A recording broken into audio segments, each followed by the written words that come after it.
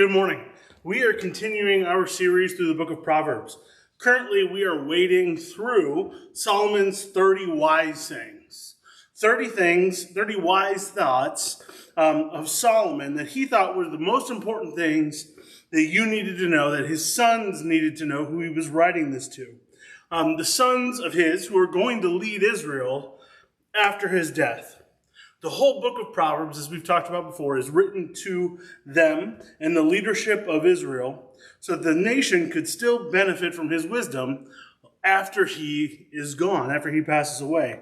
We've looked at the first 16 of these wise sayings so far, and today we're going to look at 8 more. As we go through these wise sayings, remember, they don't necessarily all flow one to the next like a lot of his stuff, but these are just the top 30. So let's go ahead and jump in. The next wise saying is found in Proverbs 23, verses 22 through 25.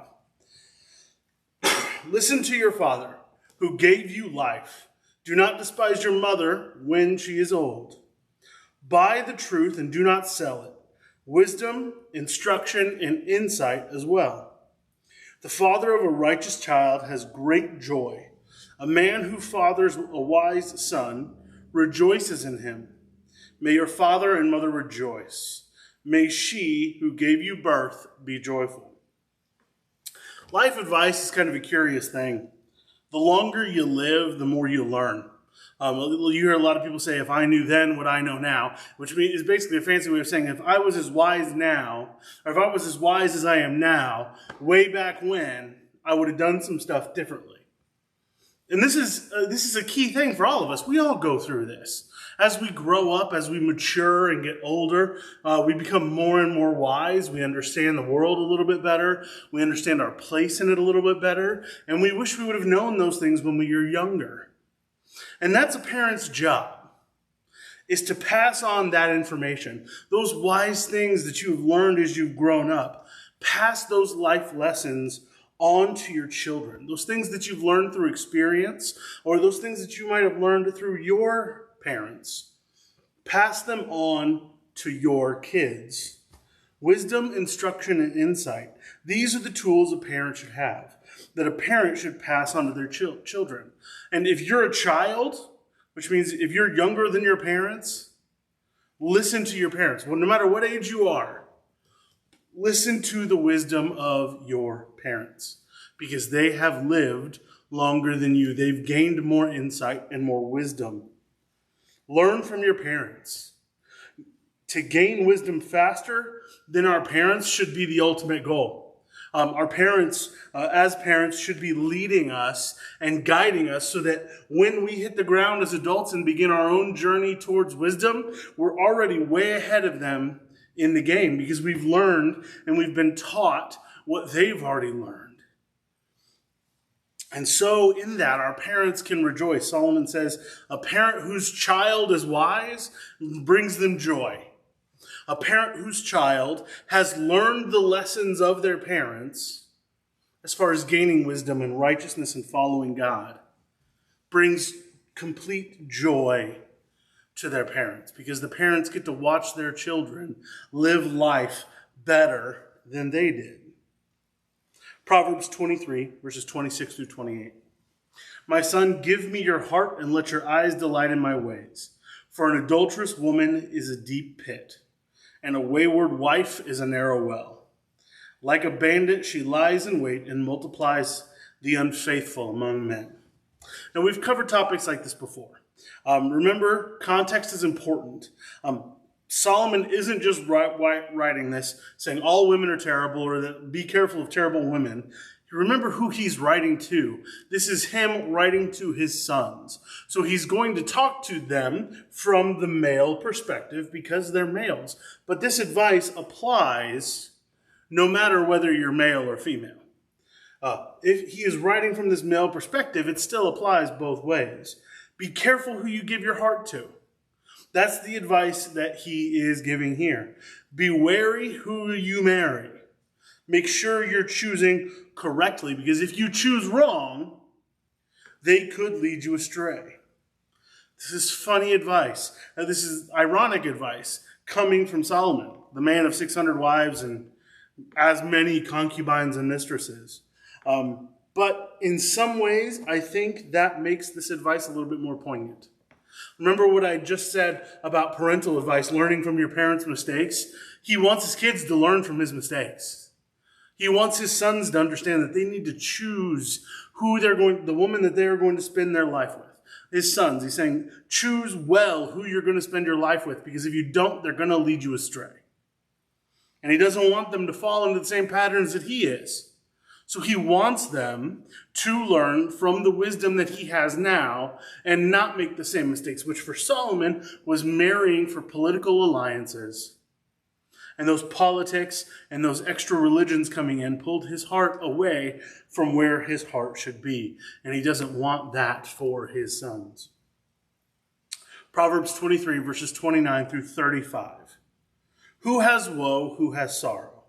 Who has strife? Who has complaints? Who has needless bruises? Who has bloodshot eyes? Those who linger over wine, who go to sample bowls of mixed wine. Do not gaze at wine when it is red, when it sparkles in the cup, when it goes down smoothly. In the end, it bites like a snake and poisons like a viper. Your eyes will see strange sights. Your mind will imagine confusing things. You will be like one sleeping on the high seas, lying on top of the rigging. They hit me, you will say, but I am not hurt. They beat me, but I don't feel it. When will I wake up so that I can find another drink? Watch out for those things that look good in the moment, but ultimately lead to destruction. Solomon is using this example of wine, of alcohol. Not just a drink every now and then. He's not talking about going and just having a drink with friends or with family or Thanksgiving or anything like that. Not what he's talking about.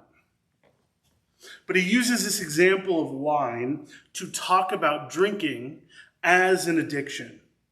This thing that we all have, this bend that we all have to be addicted to one thing or another. Solomon says, beware of that. Because before you know it, you have to have more and more until it's the only thought you have. He uses an example there in verse 35. You could be being beaten up by somebody and knocked out unconscious. And you wake up and your first thought is, where can I find a drink? Where can I appease this addiction of mine?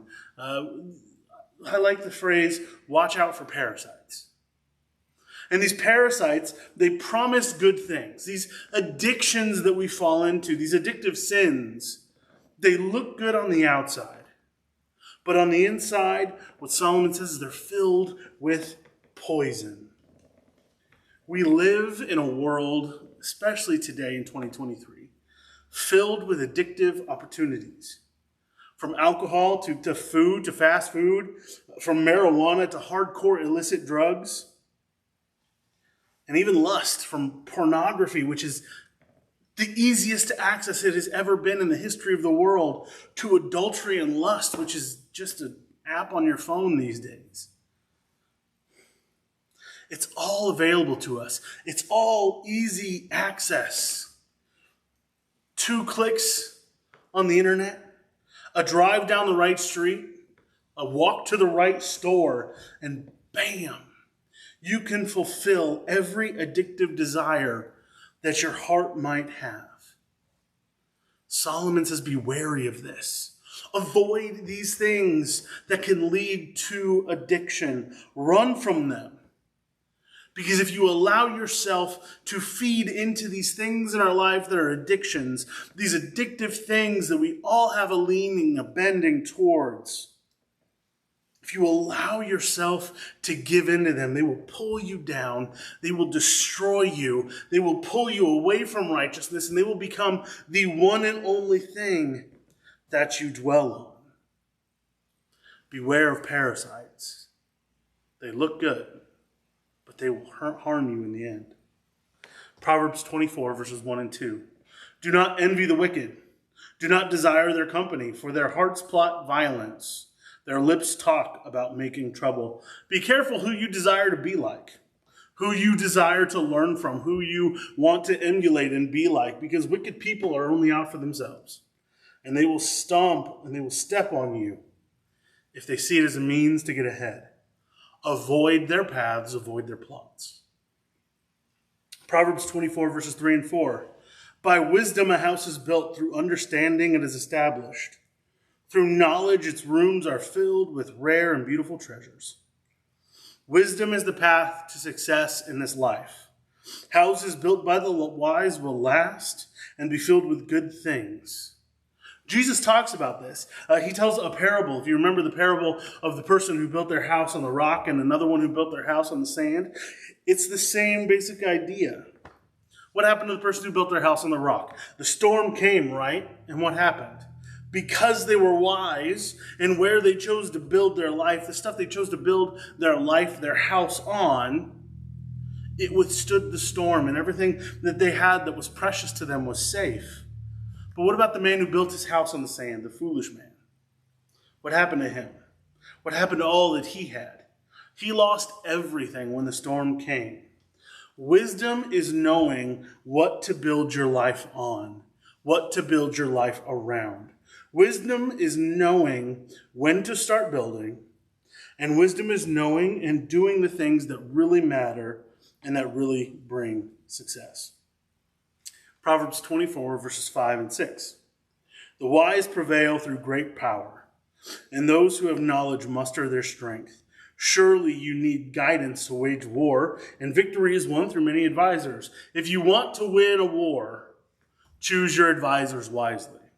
If you want to succeed in life, seek people with real wisdom, listen to them, get their advice, study from the wise.